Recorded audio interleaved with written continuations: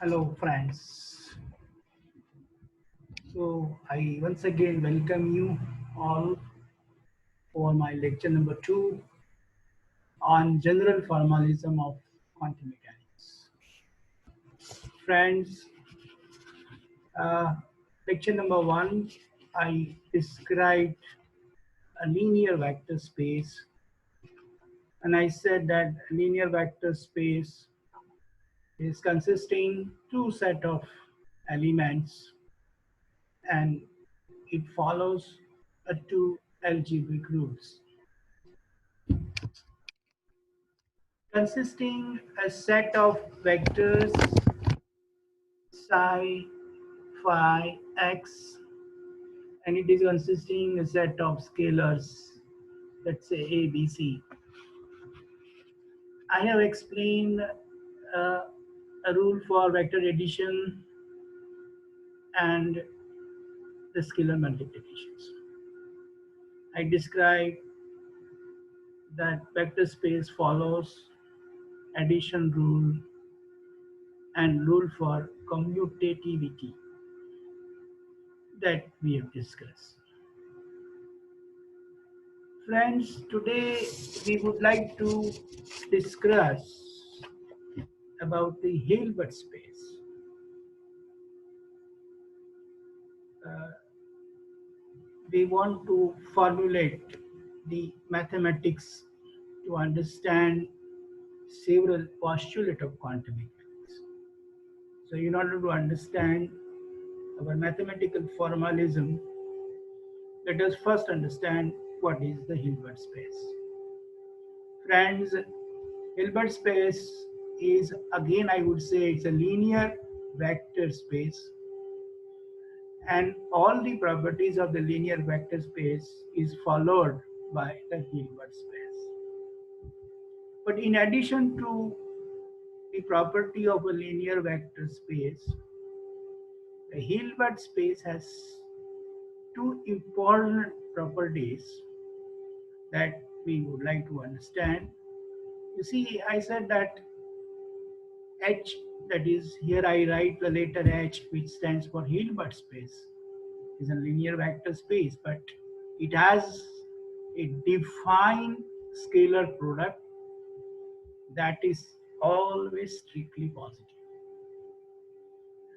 The scalar product of a vector psi belongs to the Hilbert space with another vector phi belongs to the Hilbert space is in general is a complex number, and this scalar product is denoted by the notation. You see, I wrote a opening parenthesis, then I write vector psi, then I write vector phi, which is separated by comma, and you have a closing parenthesis.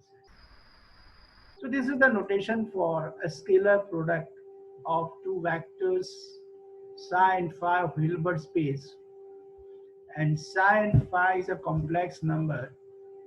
So please note that the order here, psi is known as the first factor, and phi I will consider as the second factor of the scalar product. Since the scalar product is a complex number, the quantity of the scalar product, the number which you get psi comma phi, that is the scalar product of psi phi, is not generally equal to scalar product of phi psi. So I can write a scalar product of two vectors, say psi and phi, is equal to a scalar product of vector phi and psi, but its complex conjugate. So scalar product of two vectors psi and phi is equal to a complex conjugate of the scalar product of phi and psi. You are familiar with the complex conjugate because second year BSc you have studied the norm of the wave functions.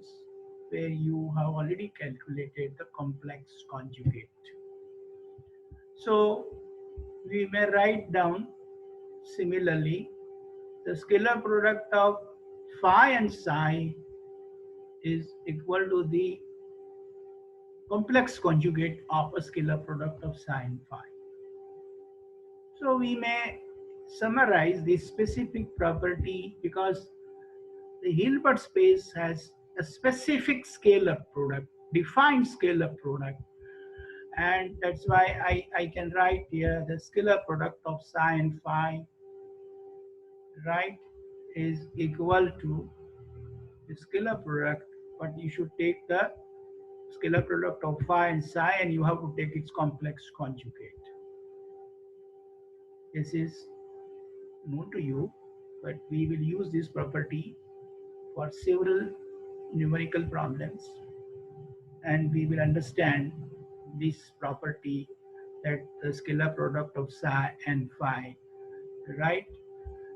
Similarly, you see there is other important property in a Hilbert space which I would like to discuss is the scalar product of phi, that is vector phi belongs to in Hilbert space with a psi is linear. That is, the scalar product of phi with a psi is linear with respect to the second factor if a psi is equal to a psi 1 plus b psi 2. See, I said that now we are talking about a scalar product of phi with a psi. So phi is a first factor and psi is a second factor. So now you see, I take the scalar product of phi with a psi, and phi with a psi is linear. So we see it is linear with respect to the second factor, provided the second factor is psi is equal to a psi 1 plus b psi 2. So if you write this scalar product here, so this is the first factor phi, and so this is the scalar product of phi with the psi. Your psi with this psi should be equal to a psi 1 plus b psi 2. So the scalar product of phi with psi is linear. If it is a linear, then you may write down is equal to a multiplied by scalar product of phi psi 1 plus b into a scalar product of phi psi 2. This is known as a linear property. Similarly, the scalar product of phi with psi is antilinear with respect to the first factor. The scalar product of phi with psi is antilinear with respect to the first factor if the first factor is equal to a phi 1 plus b phi 2. Please remember, a phi is a first factor and psi is a second factor. So the first factor phi is replaced by a phi 1 plus b phi 2 with a scalar product psi. You may write down is equal to complex conjugate of a, that is a star, and you take a scalar product of phi 1 with psi and b complex conjugate of b, and you take a scalar product of phi 2 with the psi. So please remember, when the scalar product of psi with phi is linear and when it is antilinear, you have to remember these two equations.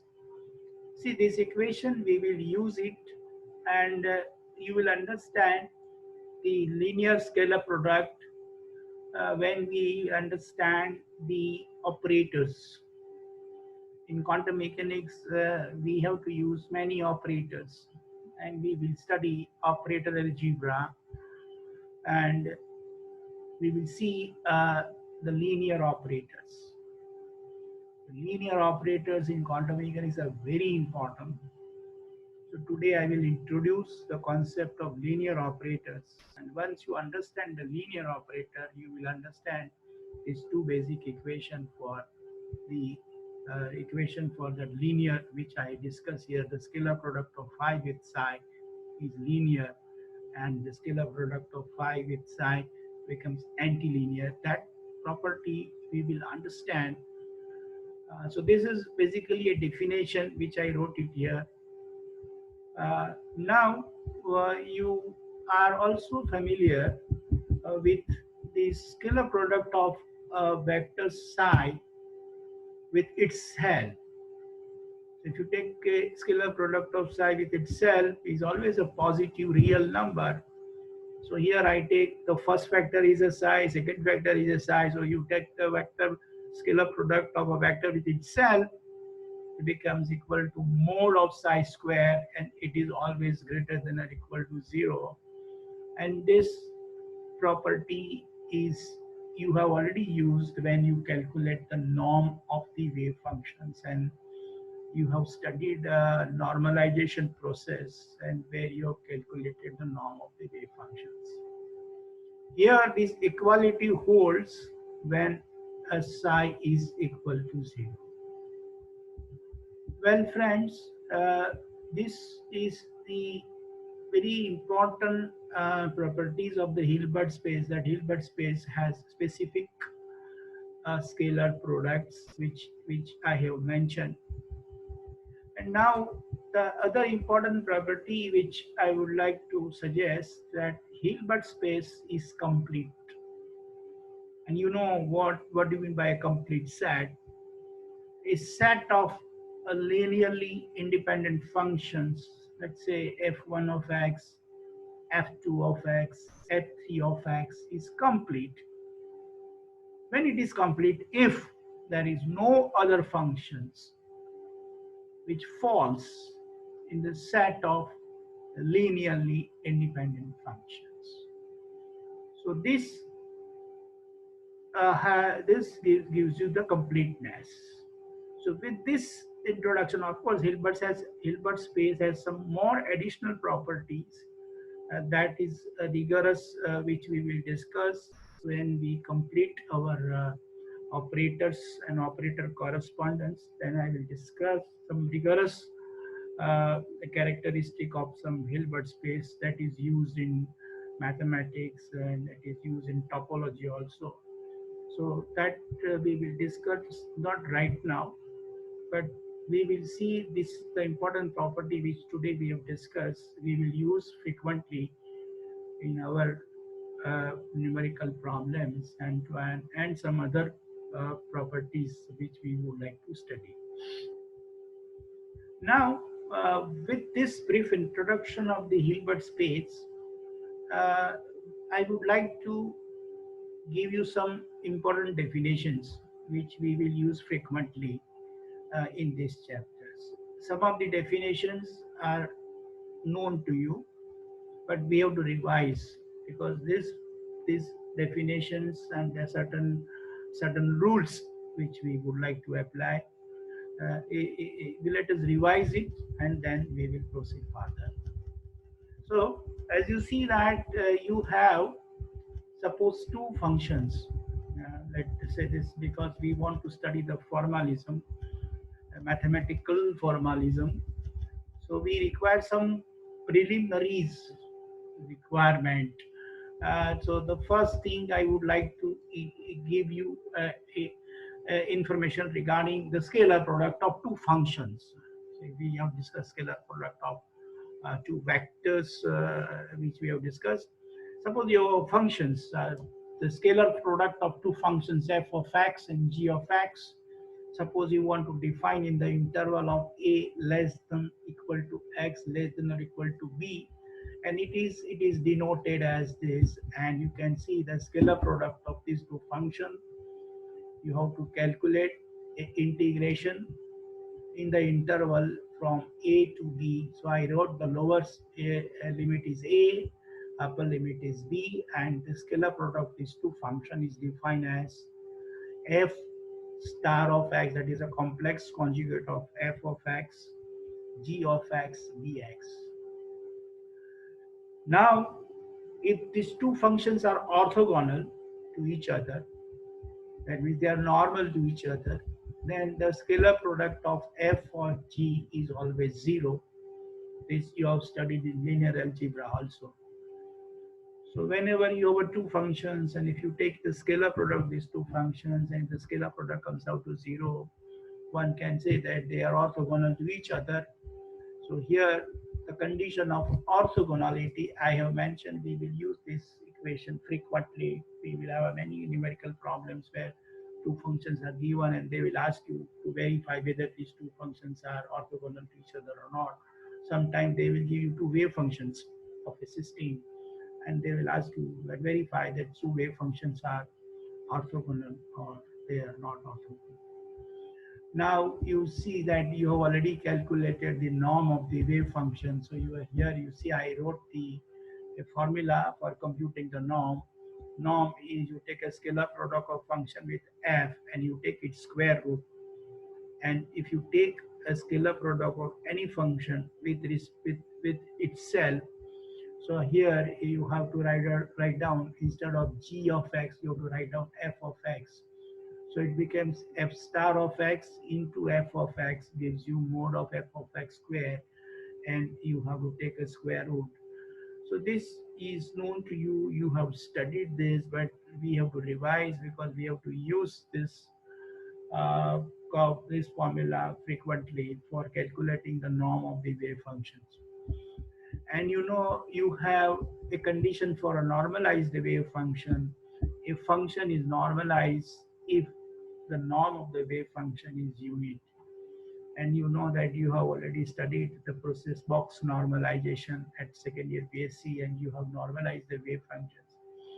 And if you have a normalized wave function, then normalized wave function, the norm is 1. So if you take the vector, any function, and if you take its scalar product with itself, and if it is comes out to be 1, then it is a normalized function. Here you wrote. And here I write a general condition. You see the two functions are orthogonal to each other. When you write a general formula, I write a function f of I, right, where I runs from 1, 2, 3, 4, and j is also, j is a running index variable, j also runs from 1 to 3. And if you take a scalar product of fi fj, that comes out to be, I write down a special function which you are familiar, that is known as a Kronecker delta function, delta ij. So you see, when I is equal to j and when I is not equal to j, these are the two conditions which you people have studied. So when you see the Kronecker delta function is always 1 when I is equal to j, which we have studied at second year BSc. Also, we have also used this Kronecker delta function in electrodynamics also. And when I is not equal to j, it is 0. So these functions, you have used it. So we are revising this. And this is a important thing which we have already established in our first lecture. That is a set of function f1 of x, f2 of x is linearly dependent. Please remember, it's a linearly dependent if a relation of the type sum over I ci fi of x is equal to 0 exists where all ci's are constants. Otherwise, they are linearly independent. This we have discussed. So just we are revising because we want to use this property for a set of linearly independent vectors, and we have discussed last time also. Now let us start learning the operators. This year we have to study different operators, and we will see the operator algebras. Here, as you know, that an operator is basically uh, can be defined as a rule. It is basically a rule by which you get a different function, and which is obtained from any given function. So I would say that an operator can be defined as the rule by which a different function is obtained from any given functions. Now you are familiar. Suppose I have a function sine of x, and suppose I have a differential operator. Let me write down a d by d of x. When operator operates on operand, so d by d of x is an operator. Sine of x, which is a function I consider, is an operand. So when you take a d by d of x operating on sine of x, so when an operator operates on a sine of x, so there is a differential operator d of d by dx, it is a differential operator. So it is always hungry to differentiate the function. So it will differentiate sine of x. So you got a new functions from a given function. So you have a d by dx is an operator, sine of x is an operand. So when operator operates on operand, you get a new functions, that is a cosine of x. So these operators are very important in quantum mechanics. We have various operators. We have energy operator for energy correspondence, and we have the operator for Hamiltonian. We have an operator for angular momentum vector L. We have an operator for square of the angular momentum, and various other operators which we want to study. We would like to study Hermitian operator in quantum mechanics, a very important concept which we will establish. But before we study the operators in detail, let us first define what is a linear operator. So here I wrote a simple definitions that an operator can be defined as a rule by which a different function is obtained from any given function. And an operator A is said to be linear if it satisfies the relation which I mentioned. Suppose I have an operator A is operating on an operand. The operand is C1 F1 of x plus C2 F2 of x. So when an operator A operates on this operand, this left hand side should be is equal to, you can write C1 A operating on F1 of x plus you can write C2 A operating on F2 of x. This property we will verify today. We will take two examples to understand whether the operator is linear or whether the operator is non-linear. We will see the linearity of the operators, because linear operators in quantum mechanics are very important and we have to understand very carefully. So first, our objective of this chapter is to understand the operation of linear operators. So before we define linear operators, here I will define another important definition for a commutators of the operators. Suppose if I have the operator A and B, and if I want to define the commutators, I will tell you what is a commutator. Right now, first I'm defining the definitions, and then we will take one separate lecture for commutators of two operators. What is a commutator, what it represents, and how you can understand certain phenomena of quantum mechanics using the using a commutators. First, let us define the definition. Is that if you want to define a commutator of two operators, what is the symbol you write? You see, I write the brackets.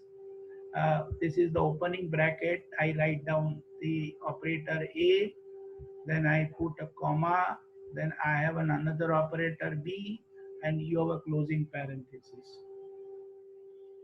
Please remember that it is not a scalar product of these two operators here. It is a commutator of this. A commutator of this is A is equal to A operating on B minus B operating on A. So when you have an operation of A over B, that is A operating on B, and B is operating over A is not same, right? So this is not commutative. A operating on B and B operating on A are not always same. We will see this. So this is the definition of a commutator of two operators. And similarly, you have, if you can write down this particular equation 3.9, you may rewrite this equation that a commutator of operator AB is always equal to minus sign a commutator of operator B and A. Please remember, if commutator of two operators are 0, then we say that A and B commutes with each other. Please remember this. And we will see that when two operators commute with each other, what is its physical interpretations, that we will see. I will teach you the uncertainty relationship, where you know that we have an operator for position x, and we have the operator for momentum p. At p, let's say a particle is moving along x direction, then I have two operators. Let us say operator x, which represents positions, and we have a momentum operator px. So if I take the commutator of x comma px, and then I will get that it will be non-zero. That means x does not commute with px. So if it is does not commuting with px, means it gives you very important say informations that I would say in as a, let me explain that if it does not commute with each other, that means you cannot measure both the quantities, that is the observable for positions and the momentum of the particles simultaneously. This is we will study that if you have a one-dimensional motion and a particle is moving, suppose along x direction, its position is continuously changing, so its momentum is also changing. And if you want to measure its momentum as well as its positions at the same time, so there is always uncertainty occurs in measurement of positions and in measurement of momentum. That we will study. I'm just giving you information today that these commutators, you see I have given a definition by taking a general operators A and B, but there are operators which I say position operator X and momentum operator P, and I say Px because I'm talking a motion in one dimension. So if you take a computer, commutator of X Px, it is not always, I'm sorry, it is not zero. They don't commute with each other. If they don't commute with each other, they cannot be measured simultaneously, and that will give you the concept of uncertainty relationship that we will see in this particular chapter. We have to study a physical interpretation of the Heisenberg uncertainty relationship also, that we will study with the help of operators. And you see that if you write down A operating on B plus B operating on A is equal to 0, then I can say that A and B are said to anti-commute with each other.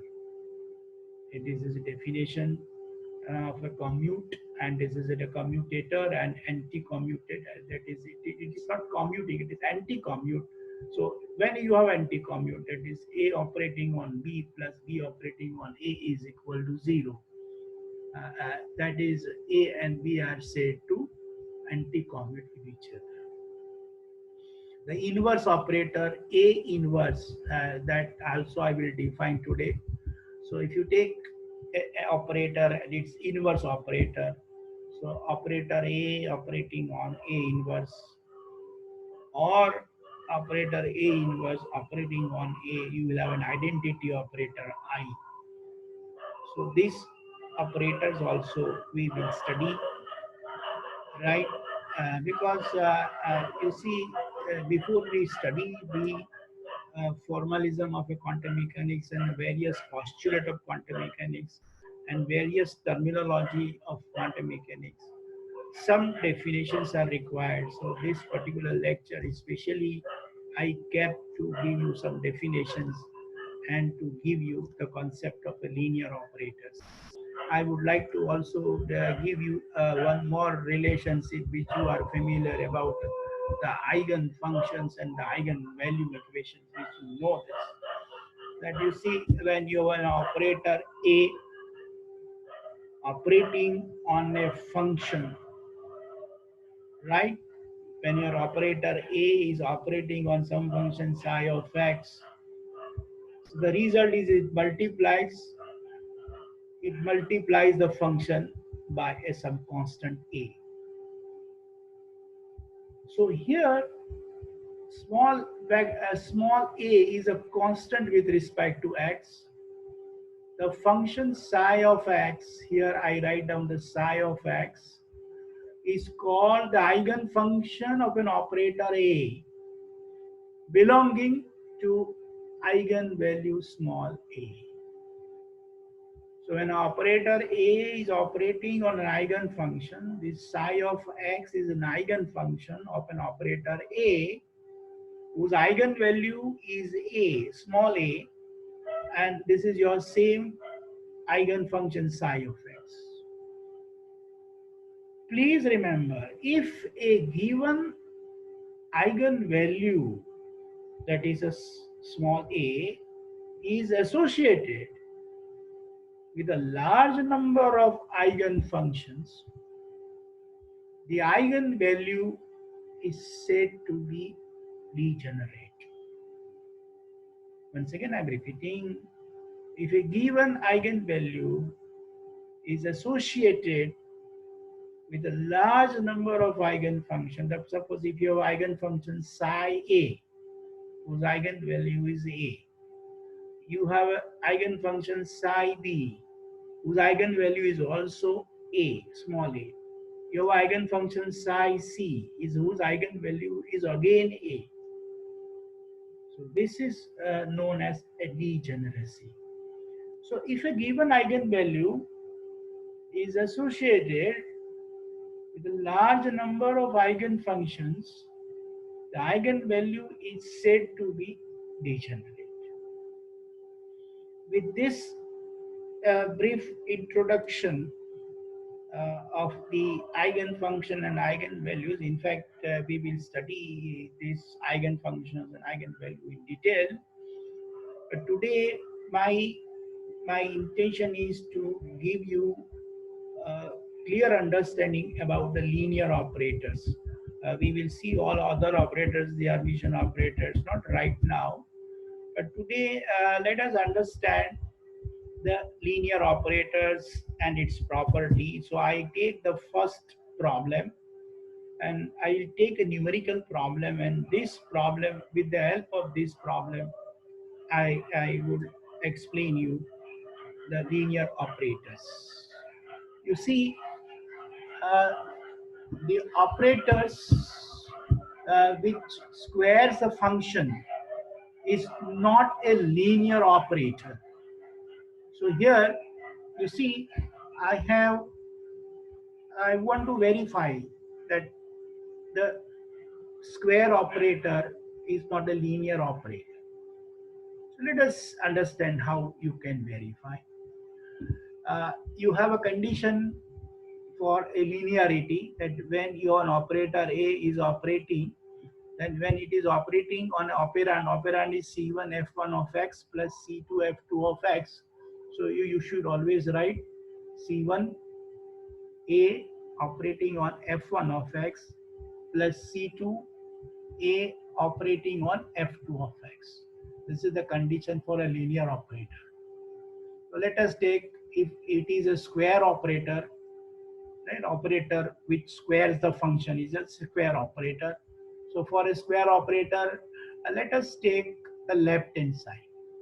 So I take the left hand side of this equation. This is my left hand side. So I'm writing my left hand side. Look at this. This is the left hand side. I'm writing the left hand side is this A operating on this operand, where operand is C1 F1 of x plus C2 F2 of x. This is my operand. And this is your operator A. Your operator A is operating on operand. The result is it will square the function. So it will square the operand. So you see after the operation, the operand is squared. So you see C1 of F1 of x plus C2 of F2 of x whole square. And you will get the result C1 square F1 of x whole square plus C2 square F2 of x whole square plus 2C1 F1 of x C2 F2 of x. This is simple. Now the right hand side. Right hand side is C1, right? So I write down C1 A F1 of x plus C2 A F2 of x. Let us simplify this. So you see this is C1, so I write down C1. Now the effect of A on F1 of x. A is a square operator, so it will square the function. So I will get C1 F1 of x whole square plus C2. Now the operator A is operating on operand, but the operator A's property is that the rule is that it will square the functions. Which function? F2, not F1. So it will square the function, so it will F2 of x square. So you get a right hand side C1 F1 of x whole square plus C2 F2 of x square. You see the left hand side result. This is your left hand side, this is your right hand side. They are not equal. So if they are not equal means this operator is not linear operator. So square operator is not a linear operator. Similarly, the square root operator, if you have an operator square root of operator, is also a not linear operator. And now you see we have another problem which will specifically, it will give you a clear understanding. Here I have a operator A. When it operates on psi x, the rule is it is you are giving the wave function psi of x and it will add plus x. And you have a B operator. When it operates on psi x, you get d psi by dx plus 2 psi x. So this is the effect of operator A on the function psi x, and this is the effect of operator B on a function psi x. And now we want to see the linearity, either which operator A and operator B, which operator is a linear operator. So let us take the first operator A. So first, when you take the first operator A, when operates on psi of x, you get psi of x plus x. So now I take the definition. The definition: an operator A is said to be linear when this condition is satisfied. So when this condition is satisfied, you have a left hand side and you have a right hand side. So let us take the left hand side of this equation. So I wrote the left hand side of this equation is this. So you see this is A operating on operand C1 F1 of x plus C2 F2 of x. Now what is the effect of operator A operate on psi x? When A operates on psi x, you get a psi of x plus x. So this is your psi x. So psi x is nothing but C1 F1 of x plus C2 F2 of x, and you get plus x. So I write plus x. So the effect of operator A on the operand which I have mentioned here. Now you take the right hand side. Right hand side is C1 A F1 of x plus C2 A. So I wrote this right hand side here. Look at this is the right hand side of this equation. C1 A operating on F1 of x plus C2 A operating on F2 of x. So I wrote down C1 because it is a constant to C1. Now A operating on F1 of x. So you get function f of x plus x. So I get write down as the rule says that you have to follow the rules of operator A. So if you follow the rules of operator A, you should write down f1 of x plus x. Similarly, I write down c2 and A operating on f2 of x. So it will be again the same rule. So instead of psi x, you write down f2 of x. So this is if you write a f2 of x, that is f2 of x plus x. So f2 of x plus x. And if you simplify, it becomes c1 f1 of x, c1 of x plus c2 f2 of x plus c2 of x. Look at your left hand side, which you get after the operation, and you look at the right hand side, and you can see the left hand side and right hand sides are not same. So your operator A, which you mention in this equation, is not a linear operator. So this is the way you have to verify whether the operator A is linear or whether the operator is not linear. And this is the definition, general definition, which you can remember. And once you know this formula, of course it is simple. One can verify the operator is a linear operator or a non-linear operator. Now let us go for to verify the operator B. Let us test the B is a linear operator or not. Here the rule is that when B operator operates on psi of x, it is first differentiating the function, and then there is addition of 2 times psi of x. So to understand the operator B, once again I write the definitions for this.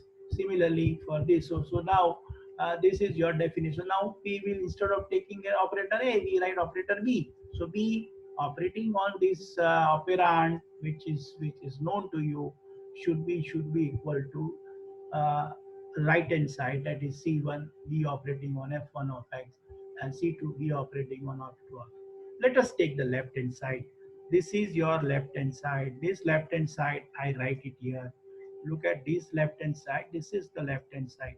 So left hand side I write. Now the B operator B operates on the operand. The rule is, you can see it will differentiate the operand. So you see d by d of x. I write down same function c1 f1 of x, c2 of f2, because this is already mentioned. This is I have mentioned to you. You see this rule is there. This is your rule which I mentioned here. That b operating on psi of x is d psi by dx plus 2 psi x 2. So using this rule, I wrote this formula for operator B, and I wrote it here for the operation of B. So here you can see the left hand side. I write down this formula. Look at this here, this left hand side. So this I write down d by dx of see the B is operating on this. So it is d by dx of c1 of f1 of x plus c2 of f2 of x and plus 2 times this. Okay, so again I verify this. Look at this. So I can rearrange this equation. So this is nothing but d by dx of c1 f1 of x, and I can take this factor 2 times c1 f1 of x from here, and I combine this factor and I combine with this factor. So it is d by dx c1 f1 of x plus 2 times c1 f1 of x. Similarly, I have a differentiation of this. So d by d of x, c2 f2 of x, which I'm getting from the second part, and 2 times c2 of f2 of x I can write down here. Now you can see this is a c1 and here also c1. So I take c1 outside. So I can write these two terms is equal to d by dx of f1 of x to f1 of x, right? And if you take c2 here, so it is again d by d of x f2 of x 2 times so. And this is nothing the rule of operator B. This is nothing but the rule of operator B, and it is operating on f1 of x. So this is, I can write down B operating on f1, because B operating on f1 of x is this, and this is nothing but the rule for operator again B operating on f2. So I write down the rule for operator B operating on f2 of x. So you get C1b f1 of x plus C2b f2 of x, and this is nothing but the right hand side of the equation here. So the left hand side which we have discussed here, this left hand side ultimately converts to the right hand side, and we have both the sides are equal. So when both the sides are equal, I would say that this operator V is a linear operator. So here I gave you a problem, and I have explained to see the linearity of operators. To see the linearity of operator, please remember this equation which I wrote it here, that any operator, either operator A, B, C, you can write it here. And the operand should be C1 F1 of x plus C2 F2 of x. And you can write down this formula. The right hand side is C1B operating on F1 of x plus C2B B into B operating on F2 of x. So friends, this problem will help you to see the linearity of these operators. So today I will stop here, and next lecture we will study the Hermitian operator in detail. But before we study the Hermitian operator, we will take some exercise of linear operators. At the same time, I will also take some few example of the operators, commutator of operators, and then we will see the Hermitian operators, the property of the Hermitian operators, and we will try to understand the formalism of quantum mechanics. So today we have studied the elementary definitions of which is required to formulate the quantum mechanics and formalism of quantum mechanics. Now today I will also submit two assignments that you people have to solve. So let me describe the two assignments which I would like to give you. So let me give you the two assignments. Just give me 1 minute. Let me.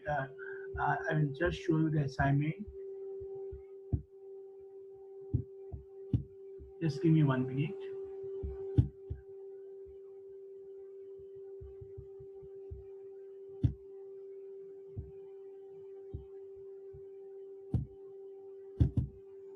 This is your assignment number 1, which you people have to solve. Assignment number 1, the problem number 1 is, I give the following set of vectors, and you have to identify the linearly independent or a dependent set of vectors. This is the first problem in assignment number 1, which I will submit today. And the other problem is, check whether the following sets of functions are linearly independent or dependent on the real x-axis. So this is your assignment number 1, which you people have to submit. And now let me share another assignment, because there are two assignments which I would like to give you, right? So let me give you the another assignment number 2. Yes, so this is an assignment number 2, which will help you to understand the concept of scalar product of two functions. So I have defined that if you have the scalar product of the function psi1 of x with psi2 of x, how would you write? Of course, I have already explained.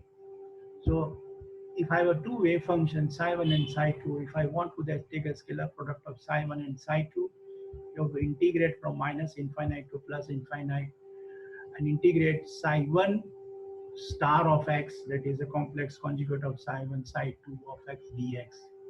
So here I have given two wave functions, psi1 of x, this is the wave function given to you, there is another wave function given to you, and you have to find out the scalar product of these two wave functions. And you have this problem number 2, which I have given, that if psi of x is equal to this and psi 2 of x is equal to this, you also again find a scalar product of psi 1 and psi 2. Okay, and now uh, there is another problem which I have given. uh, I have given two wave functions, psi 1 of x and another wave function psi 2 of x is given, and you find out whether these two wave functions are orthogonal to each other or not. So show that these two wave functions are orthogonal to each other. So you have to show that that scalar product is equal to 0. So I have given two assignments. So for both the lectures, lecture number 1, you have an assignment number 1. Lecture number 2, you have an assignment number 2. And you all are supposed to submit both the assignments.